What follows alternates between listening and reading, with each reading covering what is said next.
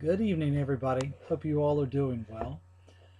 I want to share a few thoughts I have about the chapters we've been reading in the past few days.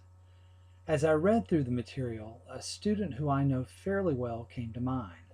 Let's call him John to protect his identity. John is a junior who grew up in Maryland, though his father now lives in North Carolina and works at the University of Mount Olive. He came to Methodist for the professional golf management program.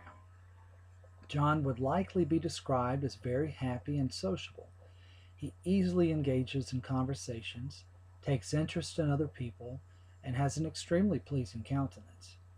Most staff members know him well, and I would imagine have a highly favorable impression of him.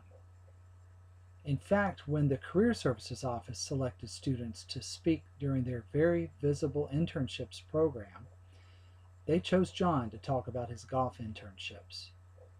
I'm also aware that John is involved in the campus ministry student groups, and I see him associating with other campus ministry students. Finally, if I were to guess his ethnicity, I would identify him as African American based on appearance. So if I were to select identities that might describe John, I would say, in no particular order, Christian, African American, golfer.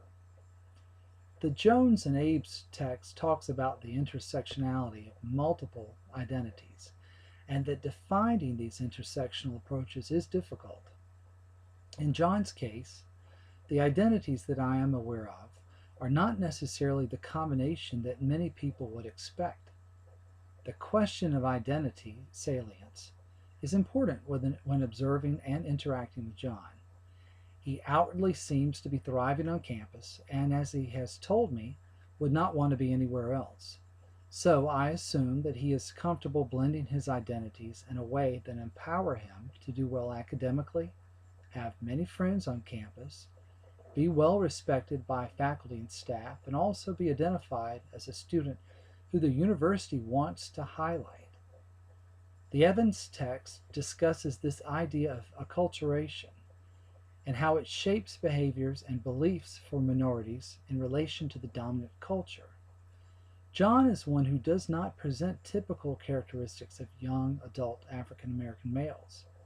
His speech patterns, clothing choices, and mannerisms are more closely matched with middle to upper middle class white males.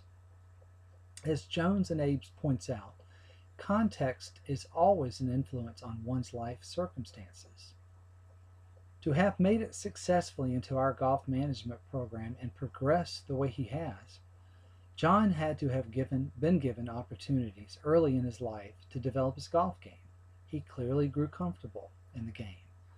The golf course environment, which is generally not very diverse, is one of the contexts that shaped John's identity.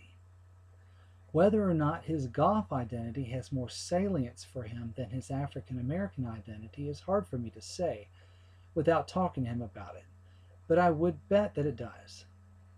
Jones and Abe states that, quote, people of color cannot construct their identities separate from the realization of how they are treated by white people because of their race. Again, I don't know much about how John has been treated over the years. However, what I observe is that nearly all of his friends are white. They are involved in campus ministry and would be considered students of good character. It could be that John has been well liked for his personality and his willingness to be a good friend to others. Much of his golf internship experience has been teaching summer clinics to youth. I can see how he would do very well with children, and that the parents of those children would affirm their positive reactions to his teaching style and overall likability. Therefore, in John's case, it could be that his interactions with white people have reinforced all of the positive traits he naturally has, but also reinforced his white behaviors and mannerisms, and perhaps suppress any typical black speech patterns and behaviors. The theories seem to fail to address identity patterns that are non traditional and unpredictable, such as John's. It also becomes difficult to label a student based on racial characteristics when their behaviors appear to contradict what would be expected. I look forward to seeing your posts soon and hearing reactions to my post. Have a good evening, everyone.